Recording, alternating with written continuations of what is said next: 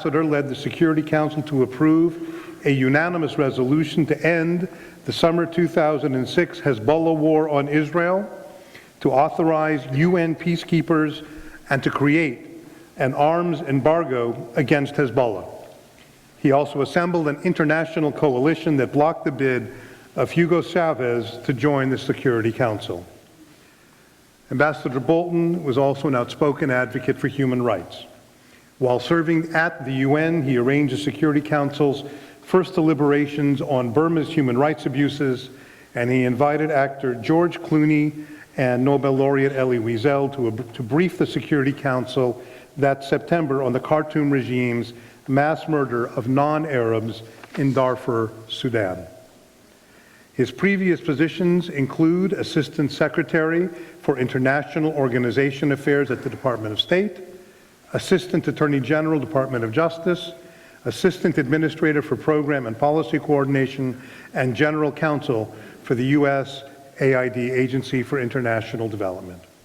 He has authored Surrender is Not an Option, Defending America at the UN and Abroad, and his other book is How Barack Obama is endangering our national sovereignty. He will be signing books after the lecture. Currently, he is of counsel at Kirkland & Ellis and serves as Foreign Policy Senior Advisor to AEI, the American Enterprise Institute. Also, he is a contributor to Fox News, and his op-ed articles appear in journals and magazines and newspapers throughout the United States. He was born in Baltimore, graduated from Yale University, and received his JD in 1974. He lives in Maryland with his wife Gretchen, and his daughter Jennifer Sarah is an investment banker in Hong Kong. He recently returned from an overseas trip, came to Los Angeles primarily just to be with us this evening. Ladies and gentlemen, it is my honor to introduce to you Ambassador John Bolton.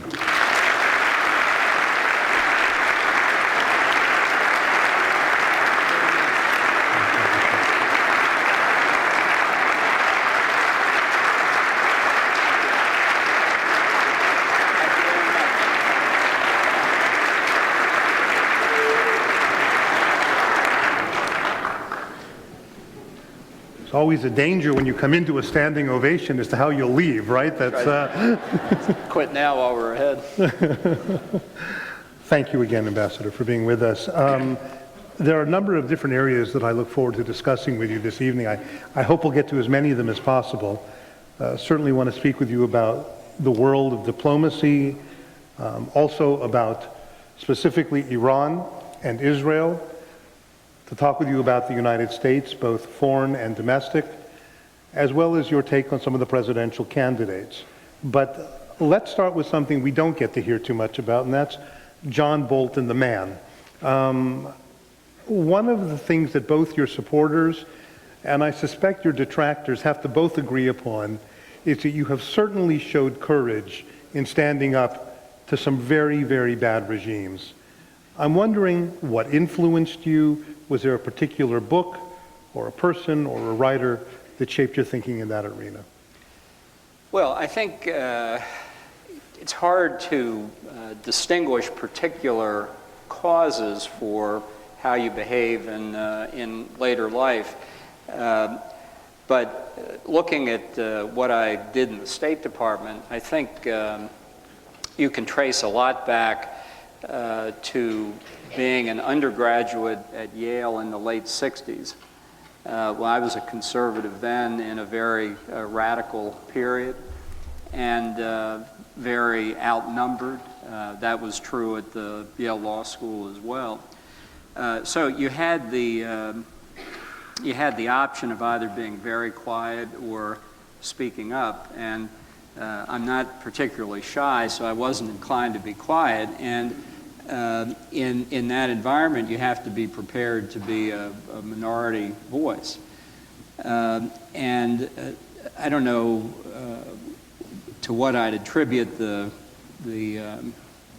decision to keep talking instead of remaining silent, but having thought about it a little bit, when I grew up, my father was a firefighter for the city of Baltimore, He had never graduated from high school, neither had really very many people in my family. And, you know, every day my father would go off to work, and certainly my mother understood that we might not see him at the end of the day. And he never talked about it, refused awards from the city of Baltimore because he thought it was his job. And I expect that that example probably had a significant influence on me. If he could get up and do that every day, I could certainly argue with a bunch of half-assed kids at Yale. Do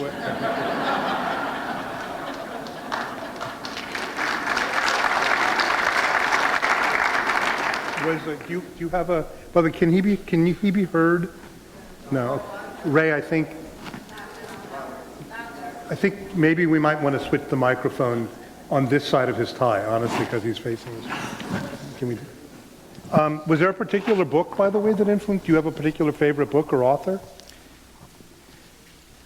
Going to get some technical assistance here. Did religion play a part in your life? Well, it certainly played a part, although I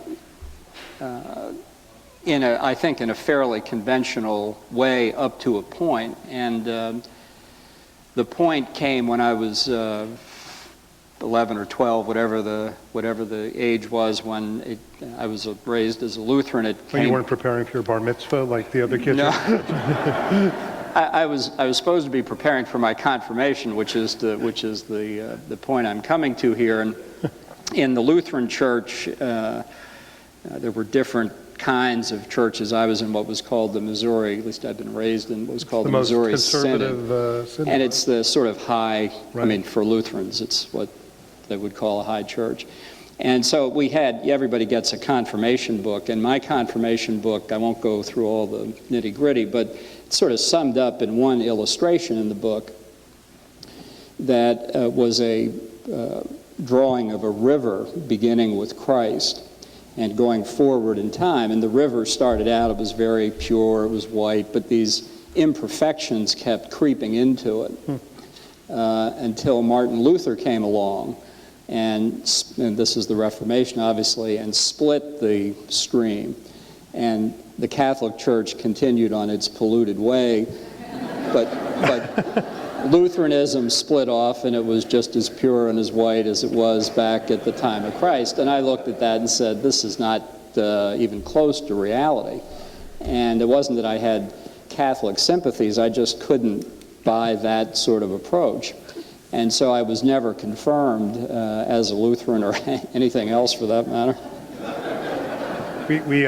We have membership available in our synagogue. There's a lot of people who'd be happy to claim you, Ambassador. Let's turn then to the issue of diplomacy and foreign affairs. Did you aspire to work in government or in the world of diplomacy early on in life? Well, again, in high school, I thought about joining the Foreign Service at one point. I thought about a variety of things like that. But basically, I had concluded as an undergraduate I wanted to be a lawyer. And so I went to law school after a break for active duty in the National Guard. And I went to law school and then went to work in Washington in a private law firm. And I really, at that point, never assumed that I would do anything other than practice law. I didn't really think I would go into the government. And that was the course I followed up until 1980, when Ronald Reagan was elected, and I was not going to miss the fun at that point. Now, I remember reading that you were very involved, the Goldwater campaign, were you not? That was the first campaign that you got actively involved in politically. So let's turn, you go from not having necessarily diplomatic aspirations to reaching, in a sense, almost essentially the top of the heap, to become the ambassador of the United Nations. Before I ask you of your experiences at the UN, let me ask you a general question. What do you see as the primary role of the United Nations? Well, the UN is a huge, sprawling organization. That's part of its problem. It has many different pieces that do many different things, some of which it does well and does well quietly, others of which it doesn't do well at all. A lot of the specialized agencies of the UN system do very effective work, do it behind the scenes, are not politicized, you don't hear much about them. The parts of the UN that really don't work at all are the political decision-making bodies, the UN General Assembly, the Security Council, the Human Rights Council, bodies like that. So for the United States today, as opposed to the United States of 1945, I think the principal objective is to keep the parts of the UN working that perform specialized functions, and to use the rest of the UN where it's possible to advance American interests, but otherwise it's more an operation in damage control than anything else. I want to read to you something, to the audience, something that you said, a description of yours from the book regarding the UN. You wrote that the UN, which had so metastasized, so far away from the 1945 drafters of the UN Charter, had in mind that the organization was almost recognizable. And later you write, increasingly it was a sounding board for anti-Western and specifically anti-American criticism used quite effectively by the Soviet bloc and its accessories. What happened? Why did it go from this 1945 ideal to becoming so anti-American, so anti-Western? Well, fundamentally in 1945, it was founded on the illusion that the prevailing coalition of World War II would remain an effective alliance in the post-war period. And indeed, if you look at the Atlantic Charter or a lot of the statements and propaganda from the U.S. side during World War II, they talked about the United Nations. That was the name of the anti-Axis coalition. But it was obvious as early as 1946, 1947, that Stalin had very different objectives than the United States and its other allies. It was obvious to some well before that, but it certainly became obvious in the first few years after World War II, and the result was that the Security Council, which was intended to be the principal mechanism to maintain international peace and security, was gridlocked almost from the start. And that meant that the great issues of the period after 1945 were not being resolved in the Security Council. And indeed, the dominant issue of our time, the Cold War between the U.S. alliance on the one hand and the Soviet Union and its satellites on the other, the UN had no role in whatsoever. Now, while that was going on as well, and again as a consequence of World War II, the European empires were falling apart, and decolonization and independence were being granted to dozens of nations around the world, who in turn joined the United Nations. And turned it into a very different kind of organization than the 50-member body that had been formed after World War II. The Soviets were very good at exploiting that to their own advantage, to using the Third World as a sounding board for anti-American efforts. And so the organization as a whole, by, let's say, 1965, 1970, was radically different than what it had been in 1945. And that didn't change fundamentally until the collapse of the Soviet Union, the fall of communism in 1989 through 1991. And at that time, many people believed that there could be a new birth for the UN, that maybe there was a chance to go back to the vision of the founders in 1945, but that fell through too. And so we've seen in the 20-plus years since the fall of the Berlin Wall that the UN has been very ineffective in the central issues of the post-communist era, which has been the fight against terrorism and the proliferation of weapons of mass destruction. Which is a great irony, because if someone had suggested that the fall of communism would have occurred, one would have thought the UN, without the influence of the communist bloc, would have begun to tackle some of the other issues and indeed turn, and one gets the sense it hasn't turned positively at all. It has not, and there's no reason to think it will. Not to jump ahead to things you probably want to cover, but if you look at dealing with Iran or North Korea today in the Security Council, it's almost like deja vu all over again. You have Russia and China providing political cover for the likes of Iran and North Korea, meaning that the Security Council's effectiveness is very limited.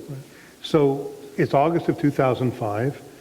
You get a call from the president? Is that how it works? Right. They said, come on over to the White House. We're going to do this recess appointment now. Okay, right. Did they know at the time it would be? Explain, everyone here.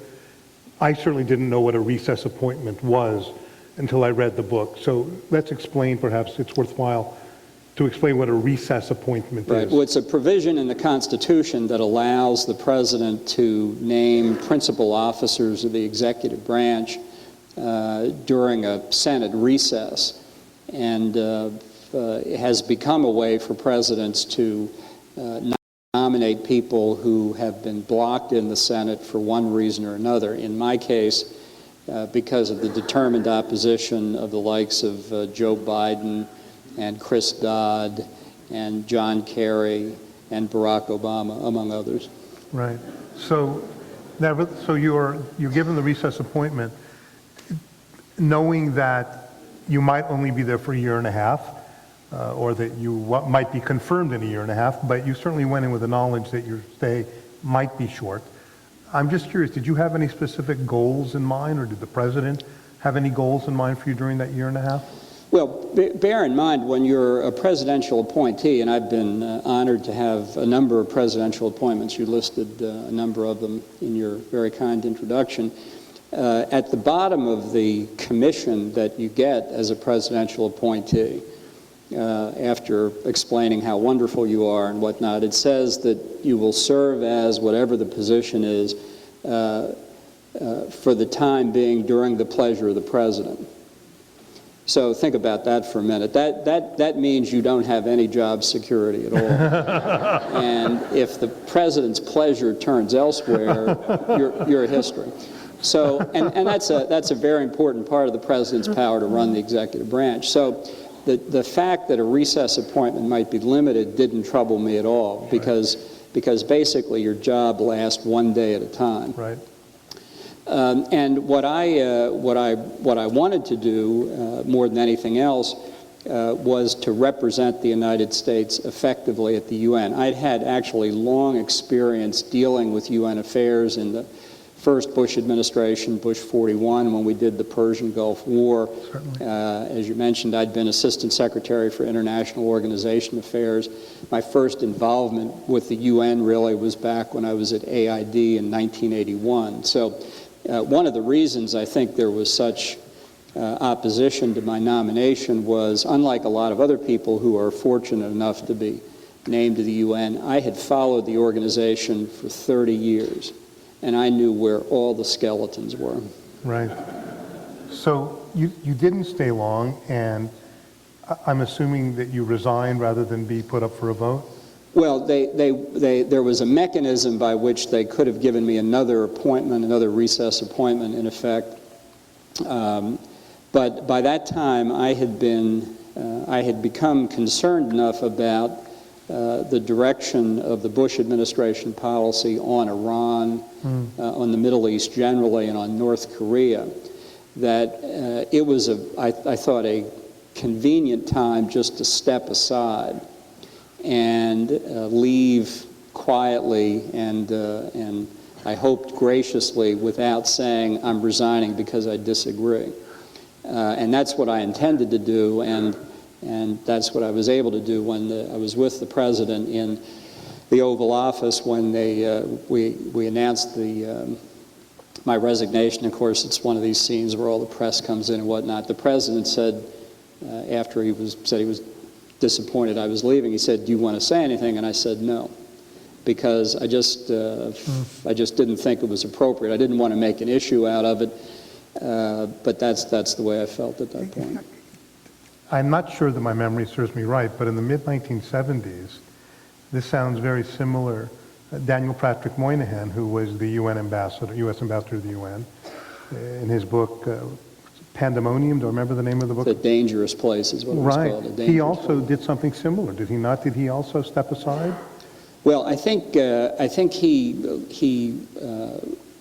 got another position after the UN. He made a very famous speech when the General Assembly passed the Resolution 3379 equating Zionism with racism, where he said, "We will never be bound by this infamous resolution," which got a lot of attention. That was a very Moynihan-ian speech. So let's talk about that for a moment, because I know,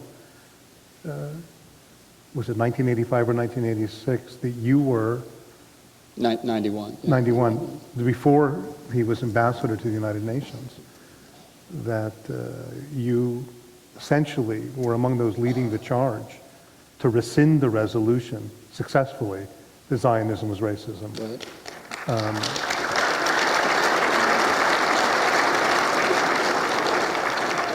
What did you have to do, by the way, to help make that happen? Well, the first thing that I had to do was convince Secretary Baker and President Bush, the first President Bush, that we should do this, and that it was worth the effort. Not that they obviously agreed with the resolution, but the tendency in bureaucracies, and the State Department in particular, is not to upset things, not to, something's happened, you take it, you move on to something else. But it was very clear that there was no possibility that the UN was ever going to be effective or seen to be a useful instrument in the United States as long as, we used to call it ZR, as long as that resolution was still in force. So I proposed really very early on that we try and repeal it, aiming at actually at 1990. It would have been the 15th anniversary of its passage. And for a variety of reasons, actually, it was the government of Israel more than anything else that didn't want to go after it in 1990. They didn't think the circumstances were right. But in 1991, it was the wake of the defeat of Iraq in the First Persian Gulf War, expelling Iraq from Kuwait. We had made a fundamental changes in the region. The Soviet Union was collapsing. If there was ever a moment to do it, I thought it was, and they agreed that we would do it. The President mentioned it in his speech in September at the UN, and we had about 2 months of very intensive diplomatic effort around the world to make it happen in December of '91. There are things, maybe I'm just simple-minded, but there are things about the UN I simply just don't understand. You mentioned the Human Rights Commission or Council. I know that I forgot which is which, but Council now. Council, thank you. And it's included as its members China and Syria and Uganda and Sudan and Libya was actually at one point at the helm. I mean, do I understand? Am I missing something here, Ambassador? I mean, no. How can if I had to choose? Just another day at the UN. Right. If one had to choose an anti-Human Rights Council, that's 5 of the countries that I suspect I would put on top. Right. Well, that reflects that really what goes on in the Human Rights Council and its predecessor, the Commission, was used by the worst human rights violators to protect themselves and bash the United States and Israel. And that's really what led to a pretty widespread feeling that the Commission needed to be abolished and we need something else. But what happened was that basically our friends in Europe lost their nerve. And what we had proposed was a series of reforms, no one of which would have made a complete change in the old Commission. But taken together, it could have made a very substantial change. And one by one, the European countries gave up on these procedural reforms. And I knew that we had really reached the point of hopelessness when they gave up on this reform. The reform we wanted to put in was to say, sorry, was starting to go off the edge here. So that no country could be on the Human Rights Council. Now I can't see you. No. We'll get this right after like 30 years of... No country could be on the Human Rights Council if it was under sanctions by the Security Council for terrorism or gross abuses of human rights. Not really controversial, but the third world countries said, well, that's very unfair because it means none of the 5 permanent members will ever be under those sanctions, and therefore nobody should be subjected to that rule. And the Europeans said, okay. And I knew then that the game was up and that whatever the new body was, it would be as bad or worse than its predecessor. So do they ever condemn anything meaningful? I mean, you have, for example, in the Sudan, you have essentially a couple of million people have been murdered by Sudanese Islamic militants, mostly Christians, and there's another group I've forgotten the name of. Well, they're animists. They're not animists, right? Local religion. So 2 million people are murdered. Did the UN do anything? Well, we created a peacekeeping force for Darfur and as also part of the comprehensive peace agreement that has since allowed southern Sudan to secede and become a new country. But it was not effective, and it was impossible to make it effective largely because of China. You say why? Because the Khartoum regime controls oil, and the Chinese wanted oil. But this is something. This is a problem at the UN that I think is endemic, and I'll give you what I think is the worst example of it. When we were working back in the first Bush administration on Cambodia to try to end the conflict between Vietnam, the Khmer Rouge, and more reasonable centrist Cambodian leaders. 1977, something. Well, this would be following through from the Civil War, but in '89 and '90. We had to do something to make sure that the Khmer Rouge and China would agree to whatever the final deal was, so that the hundreds of thousands of refugees could come out of the refugee camps and go back to Cambodia. And the UN had wrestled with this question of the massacres of Cambodians that the Khmer Rouge had carried out over the years, amounting in some cases to genocide because of various ethnic groups inside of Cambodia who were killed. It's not genocide when you kill your own people. That is to say, Cambodians killing Cambodians is just mass murder. It's not genocide. By the way, was that not, sorry to interrupt you, but when Pol Pot did that, was that not one of the first examples of what's called now auto-genocide in world history? It is. No, that's exactly right.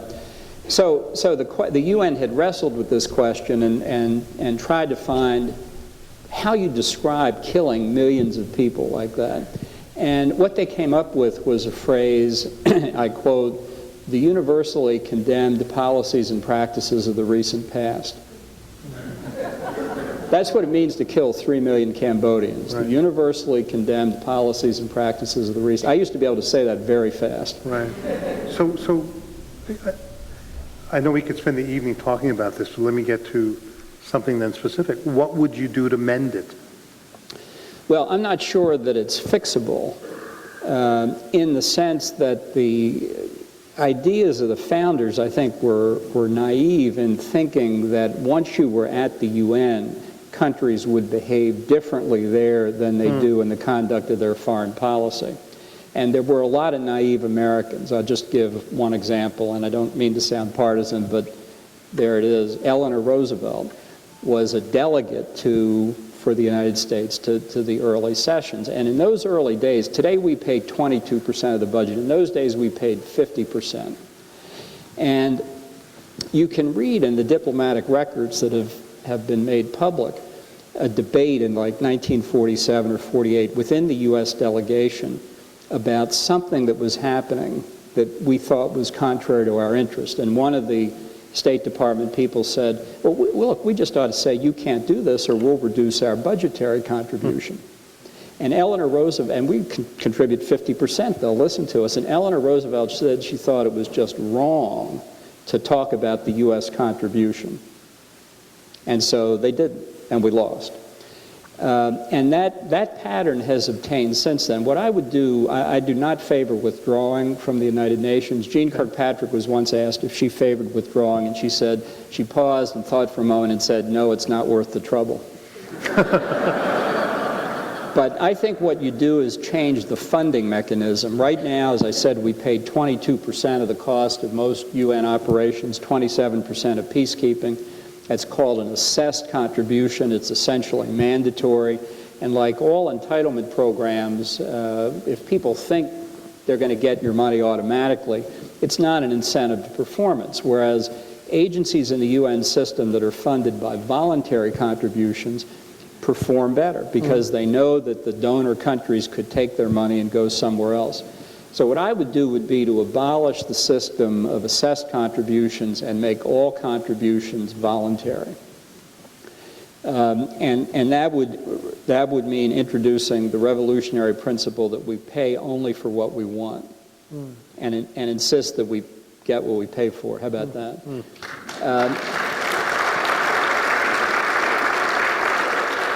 Now, a lot of people say, but if you made contributions voluntary, the other countries wouldn't contribute. Okay, what does that tell you? What does that tell you about an organization that has to be propped up by assessed mandatory contributions?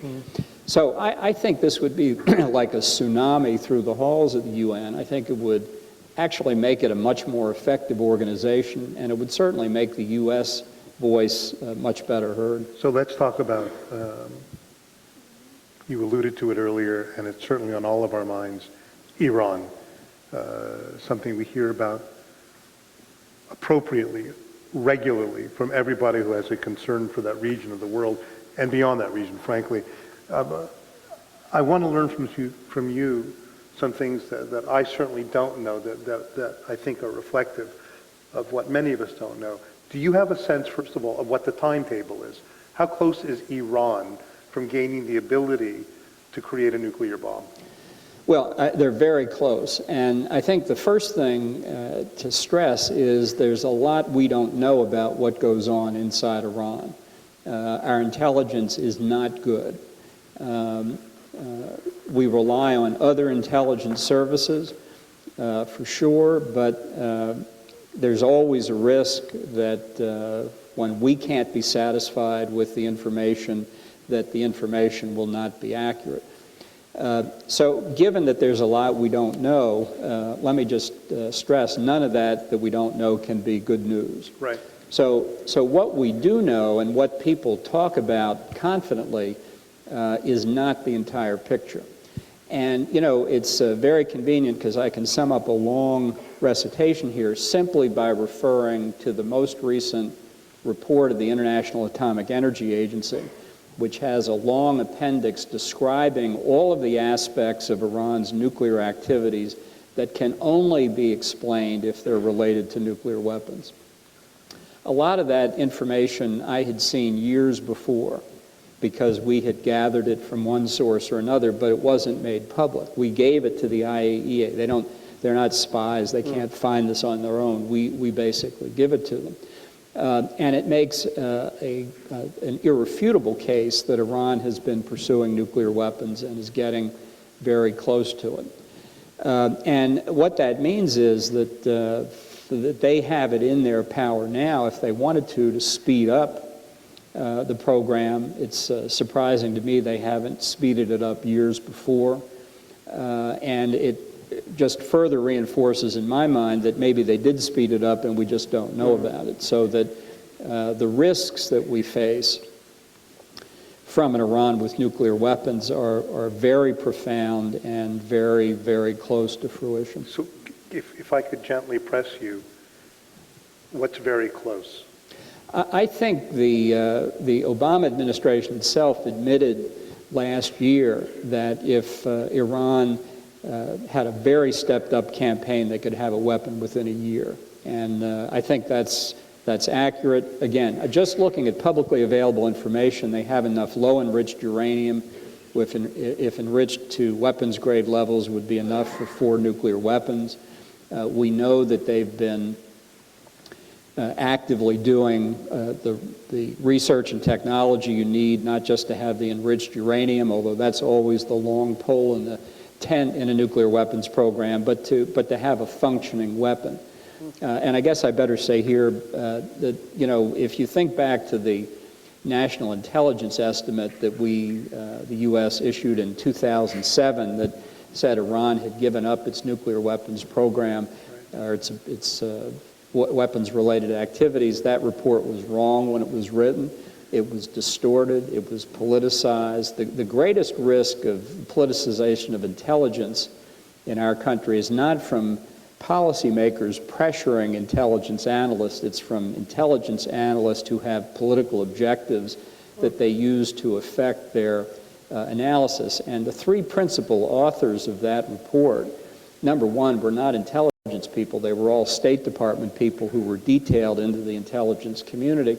And they wrote it because they were afraid President Bush was going to order an attack on the Iranian nuclear weapons program, and this was designed to stop it, which it did. Were they held accountable, by the way? I mean, no. Dennis Ross happened to be here speaking to, some of you may have been here, and he immediately, you know, and he's certainly someone who has served in both Democratic and Republican administrations, and he immediately condemned that report. They were never held accountable for such a biased report? No, not at all. And it's had a terribly debilitating effect on international awareness of the risks of the Iranian nuclear weapons program and the will and the fortitude people have needed to have to deal with it effectively. So let's talk about sanctions. It's natural.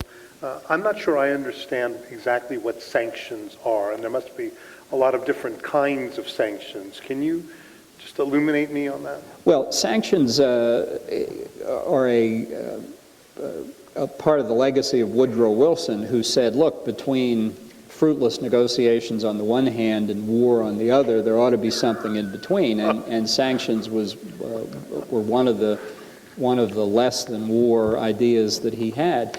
You know, sanctions, I think, can be effective under certain circumstances when they're massively applied very swiftly and when they're rigorously enforced. In history, there has been one example of that kind of sanctions regime, and that was the one imposed on Iraq after it invaded Kuwait. The Security Council imposed a complete comprehensive regime of sanctions, provided for enforcement by military force, and required uniform compliance. And those sanctions were not effective in convincing Saddam to withdraw from Kuwait. And in fact never would have persuaded him to withdraw from Kuwait, which is why we sought further authorization to use force and expelled the Iraqis in Desert Storm.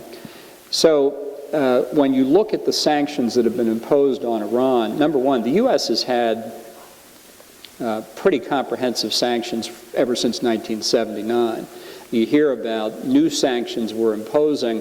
Really what we're doing is taking advantage of authority we had but didn't really make clear earlier, and repealing some earlier exceptions. In 1998, 1999, Secretary Albright lifted sanctions on the importation of pistachios and rugs from Iran because that was designed to open up channels of communication to the Ayatollahs.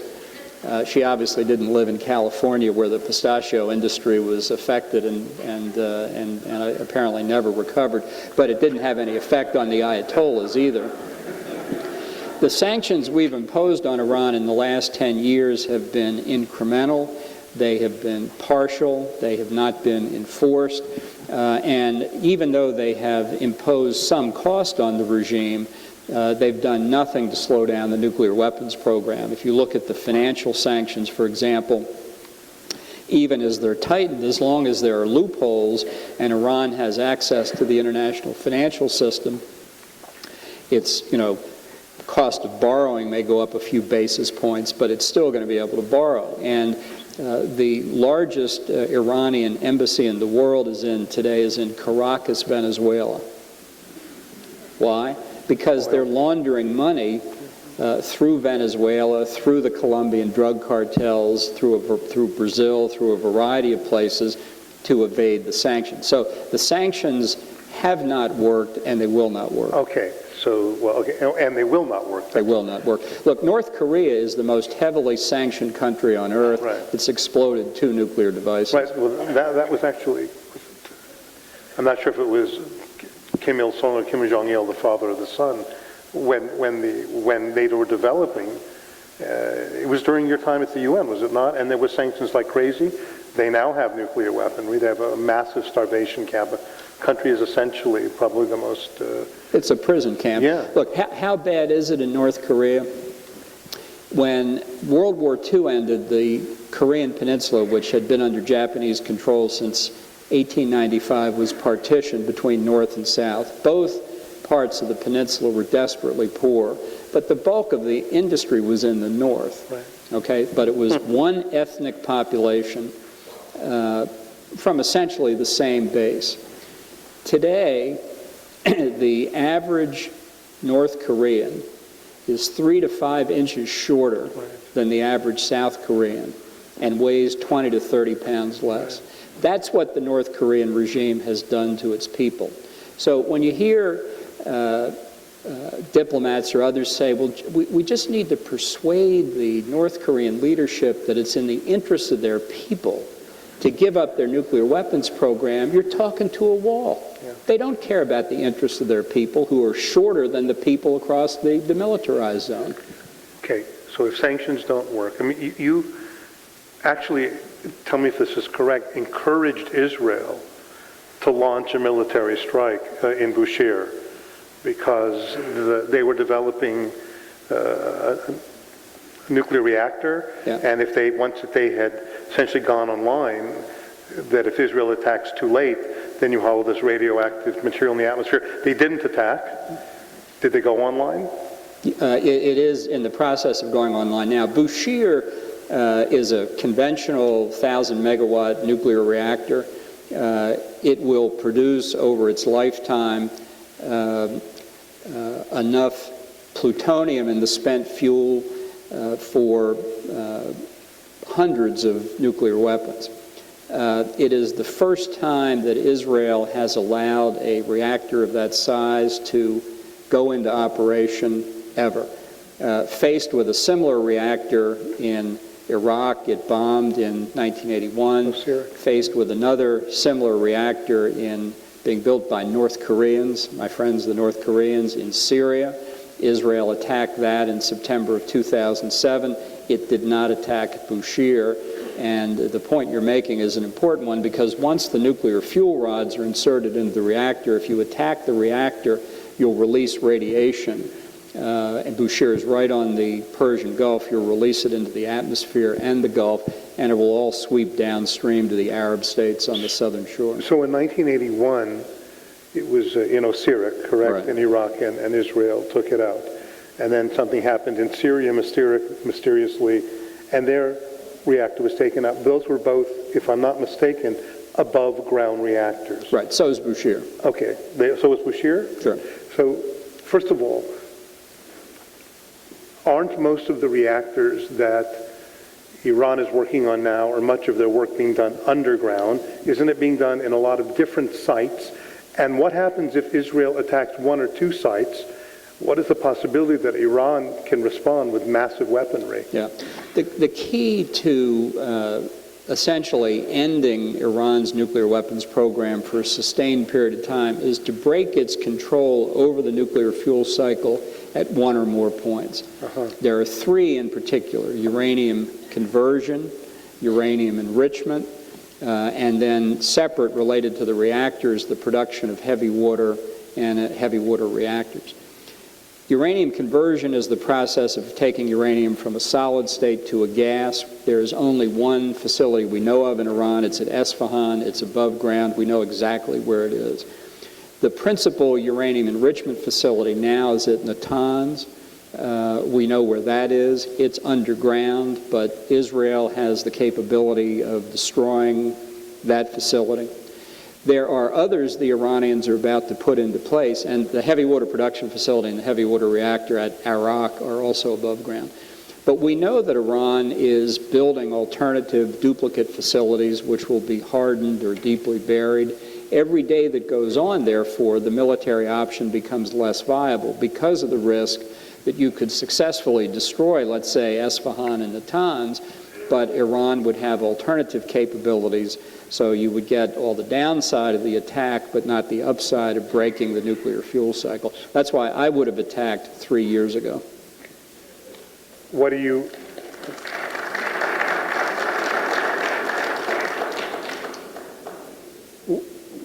you advocate today? The sooner the better.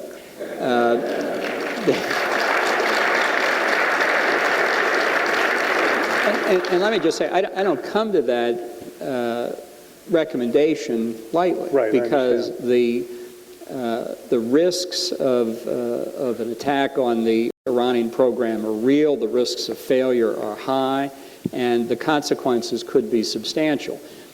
But we're down now to two options. One is preemptive military force applied against the program, option one, or option two, Iran gets nuclear weapons.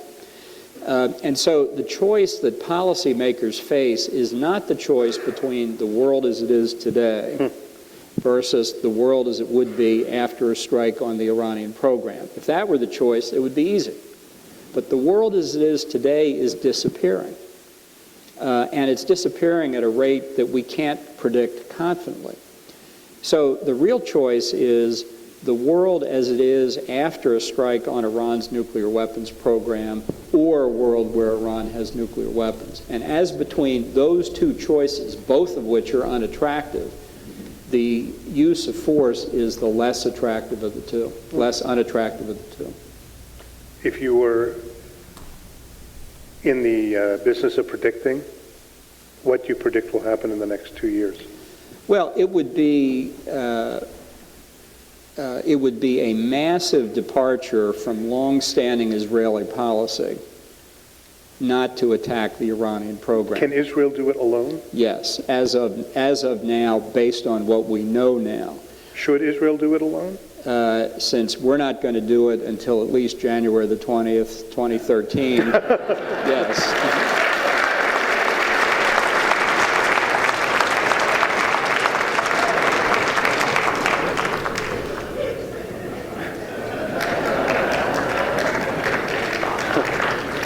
Turn to the Arab Spring. That was a non-political statement. Yeah, no.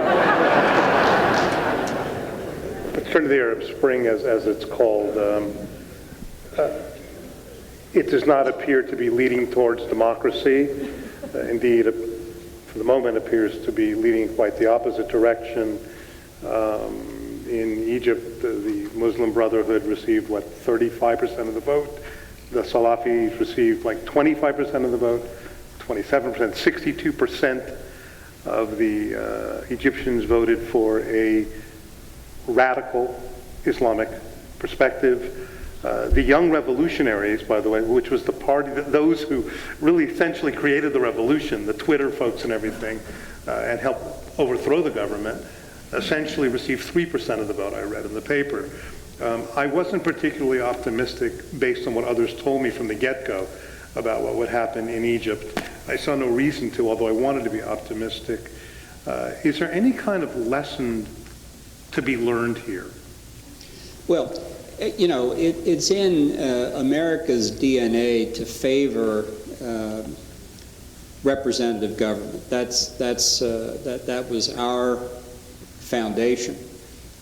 It's deeply rooted in our view that governments that are not based on the will of the people are illegitimate. And so it shouldn't be any surprise to anybody that that's the kind of government Americans think other people ought to have as well. But It's also the case that simply saying, now we're going to have a democracy doesn't get you there. It didn't do that in this country. It hasn't done it anywhere else. And if you look at the circumstances in the Middle East, it's not surprising that the Arab Spring has not brought progress toward democracy. John Stuart Mill, to come back to him, wrote a famous essay called On Representative Government, where he listed the conditions for representative government to be successful. And he said the most important point was where he said the people have to be ready to receive it. And if you'll think of the story after the drafting of our Constitution, people say it's apocryphal, but it's a good story. Anyway, Benjamin Franklin is walking outside of Independence Hall in Philadelphia, and this woman comes up to him and says, "Well, Dr. Franklin, what kind of government have you given us?" And according to the story, he says, "A republic, madam, if you can keep it." And it was certainly in doubt for quite some time whether in fact it would work or it wouldn't work. Europe has had this problem just within the last century, and for a long time, Italy and Germany and Spain flunked the test. In Russia today, we may well be seeing a country that's moved out of an authoritarian government into democracy, moving right back out the other side.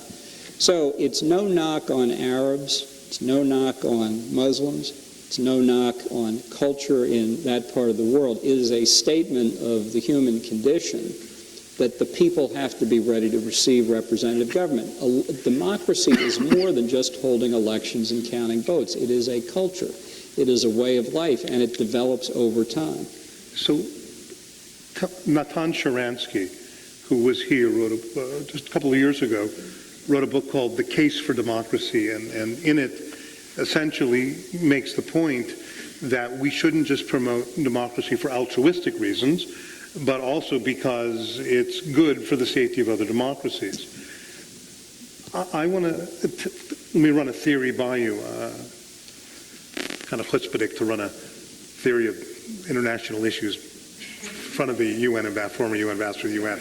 But nevertheless, I was thinking about, is there a lesson to be learned here? Rather than promoting democracy, should we also not be equally strong about promoting liberty? Well, I think that individual liberty is the central issue and always should be. Democracy is a way of structuring the government. It's not a way of structuring society. I'd like to see government limited enough that you could roll the dice to see who elected officials would be, because it wouldn't make that much difference. Now that's a long way away, obviously, but it's the difference between society on the one hand and the government on the other. And I think Sharansky's point, I've talked to him about this, he's an optimistic man. I mean, given what he went through, you have to be optimistic. And I don't think he misunderstands what we've been talking about of democracy as a culture. It may be more a question of timing. But the fact is that if you say, well, in the end, it's always better to have everybody else under democracy, that is I'll now intrude your territory, that's a kind of religious statement because it's ultimately not susceptible to proof. As Keynes once said, in the long run, we're all dead. In the long run, that may be true about democracy, but in the short run, right now, if you look at what's happening in Egypt, and in Gaza, right? And as a consequence, democratically elected Hamas. Right. The strategic stability in the Middle East is declining day by day and increasingly rapidly. So I think the responsibility of the president for us is to protect American interest, and that may mean trading off one moral imperative for another. The imperative of democracy is a strong one. As I said, it's in our DNA. But the imperative of protecting our strategic interest in the short term to safeguard the lives and stability of our own country, I would judge to be a higher priority. Are we ending up, in some cases, rewarding terrorism? I mean, think of a way to phrase this. What year did the Chinese invade Tibet? The late 40s, something like 50s, that? yeah. 50s, okay. And since then, the Dalai Lama has staged a nonviolent protest against a country which violated every moral and international law in the Chinese did in Tibet. And the Chinese still control Tibet. The Palestinians, who could have had a state, 60 years ago, and Dr. Stephen Burke was just here a couple days ago saying they could have then celebrated their 63rd anniversary, instead chose not to have a state, instead practiced terrorism against Israel, and now there is great talk about creating a Palestinian state, when one could make the point that had they not been terrorists, there wouldn't be such talk. Are we going to end up rewarding terrorism? I'm not saying that I'm in favor or not in favor of a two-state solution. That's not my point. My point is this two-state solution may very much come as a result of terrorism. Yeah. Well, I think it is coming as a result of terrorism, and I think we've been guilty over decades of not making it clear that that was unacceptable, and we're still making the mistake today. I understand the humanitarian argument why a government like Israel would want to get Gilad Shalit released. But number one, he is a soldier who followed the laws of war. And he was exchanged for hundreds of terrorists. So Israel did two things that were mistakes in that case. One, it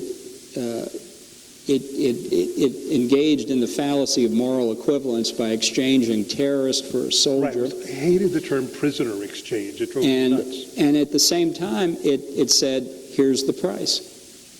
So if you're inclined to terrorism, now you know what the cost of it is. And that's why we've said, and why the disapproval of the Iran-Contra affair under Reagan was so intense, we don't negotiate with terrorists. And of course we are. And every time we say we want to negotiate with Iran over their nuclear weapons program, we're negotiating with the world's central banker of international terrorism. It's no wonder people don't think the United States has more than the attention span of a fruit fly when we say these things and then instantly contradict ourselves. So Mr. Ambassador, let me then turn to the United States and ask you a question that is raised frequently. Just get your take. Do you believe in what is often referred to as American exceptionalism, and how do you define that? I do, and I think the essence of it is that we, in our founding, were different than any other country in the world before or since, is that people chose to come here to find liberty and to live their own lives without interference from others. And that has been a hallmark of America and the growth of the country. It has been done imperfectly from time to time, slavery being the most conspicuous example. And it is a dirty little secret of the United States. We're filled with human beings. That's why we make mistakes. But nonetheless, the aspirations have been unparalleled in world history, and the success of the country has been unparalleled in world history. That doesn't mean that other countries suffer as a comparison. It's simply saying we have a different heritage and different objectives, and that does distinguish us from everybody else. And the first person to use the word exceptional or exceptionalism to describe Americans was Alexis de Tocqueville, a Frenchman in Democracy in America, because he could see it even back then. So this country is about to embark in a very serious way towards electing a president. And before I ask you to give me an assessment, certainly the Republican candidates, as late as in August, you showed an interest in the nomination yourself. You wrote a piece in Human Events which you outlined some of the reasons for seeking the presidency, and this is the words with which you ended the article. To date, in my view, no Republican candidate, this is in August, has persuasively argued that our economic recovery and long-term prosperity are completely intertwined with a strong national security posture. If no one else is prepared to make that case, I will. So that was 4 months ago. So here are my two questions. You've seen the debates, gotten to know the candidates better. Are you comfortable with your decision? Well, I don't think they're articulating it effectively enough yet, and I wasn't happy with the decision not to run. I thought about this a great deal. I actually came to the conclusion I wasn't going to run on several occasions before that, and since I didn't like the decision, I decided I would revisit it. I just kept coming to the same conclusion, which is that it's virtually impossible in present circumstances for somebody who has not been, in effect, a career politician to start at the top and run for the presidency. And I don't like that conclusion, but I think that conclusion is correct. So what I've spent my time since doing is trying to persuade the people who are running on the Republican side to make this connection that you cannot have a strong American economy without a strong American position in the world, and obviously you can't have a strong position in the world unless you have a strong economy. I think they get that point, but I think it's a big mistake not to stress national security more. The conventional wisdom is people only care about the economy. I think actually voters are a lot more sophisticated and knowledgeable than the political commentariat give them credit for. And I think the candidate who is able to make that argument, link it to the importance of American exceptionalism and carry it forward is actually not only going to be articulating the correct policy. I think it'll have a real positive political benefit for them as well. Well, certainly, because even if the economy were to turn around dramatically, I'm assuming you would still want to see a change in direction at the top. Right. Well, I have to say, this is something that Obama surprised me on. I thought about a year ago when I was really looking at this, beginning to look at it, that Republicans needed to deal with the possibility that we would have an economic recovery and that people would say, well, at least things are going in the right direction. There needed to be an alternative argument for why Obama should be replaced. And as I say, Obama surprised me because he managed to keep the economy in the tank even longer than I thought was possible. But Americans vote looking forward. And the question they basically ask is, who's going to do the best job in the next 4 years? And although we have not had anything like an adequate discussion on national security affairs the last 3 years, it only takes one incident to refocus people's attention. And we can talk all we want about our domestic economy. Our adversaries are not gracious enough to wait for us to get our economic house in order. They are acting on the perception now of American weakness and challenging us in a variety of places around the world, and the pace and the scope of those challenges is only going to pick up. If we don't debate this, we're going to have another term with a president who has not thought adequately about these issues, and it will imperil our security. Well, I think that most people hope that becomes an agenda, whether they're Democrat or Republican, and obviously it will not happen as a result of anything terrible in the United States. Is there a candidate that you have a particular favor towards right now? I haven't endorsed anybody. I'm still trying to decide whether I should. Well, we can do it. There are cameras here right now, sir. What I have been trying to do is continue to look for ways to raise the saliency of the national security issue. I don't think there are any satisfactory ways. That's why I looked at running for president in the first place. Right. But I need to make that decision, and then I need to decide which of the candidates to support if I decide to do that. You're an outspoken Republican. When Professor Dershowitz is here in May, he's an outspoken Democrat.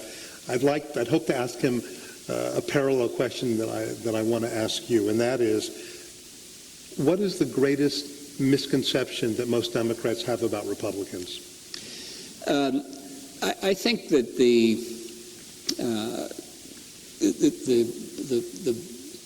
core misimpression is that a fundamental belief in liberty and its implications is somehow cruel and uncaring, when in fact liberty is absolutely central to the most massive economic change in the history of the world that has brought more concrete material advantages to people in the last few hundred years than in millennia before that.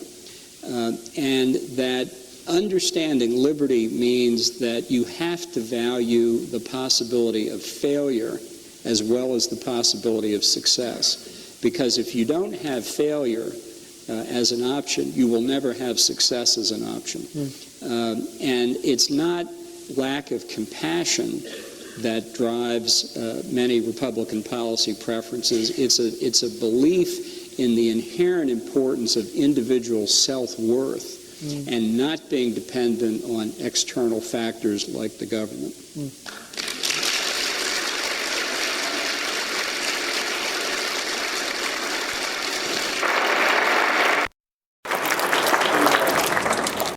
I'll ask you one closing question. You seem to have a real affection for Israel and for the Jewish people. Where does that come from? You know, I've been asked that question before, and I don't really have a good answer for that, other than that what I have seen in my professional career is how often Israel has tried to defend itself in ways that are perfectly responsible, well within any civilized norms, in ways that are inherently self-defensive in nature. And yet, time and time again, Israel is criticized for behavior that is entirely reasonable. And because so much of what Israel does follows the traditions of the United States, that Israel, in effect, is a surrogate for the United States in the international community, in the negative sense that people are always talking about the canary in the mine shaft. And it has been kind of example after example that led me to appreciate the confluence of interest between Israel and the United States. And that in turn led me to look more at the history of Jewish people in the Western context and what they had suffered over the years and prejudices that had developed against them. And to have a better understanding of the attitudes and approaches that Jewish people brought to political life in this country and that they brought to the founding of Israel.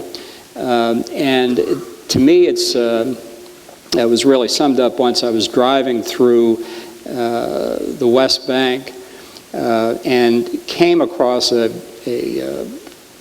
Israel military encampment up near on the way to the Golan Heights, and it was obviously very harsh conditions, weather conditions, and so on, and a strong breeze blowing, and the Israeli flag was kind of rippling above this camp, and it struck me as very much a scene out of the American West, of a cavalry troop out in the middle of nowhere with the flag above the fort. And to me, that kind of symbolized the unity of basic core values and aspirations of Israel and the United States.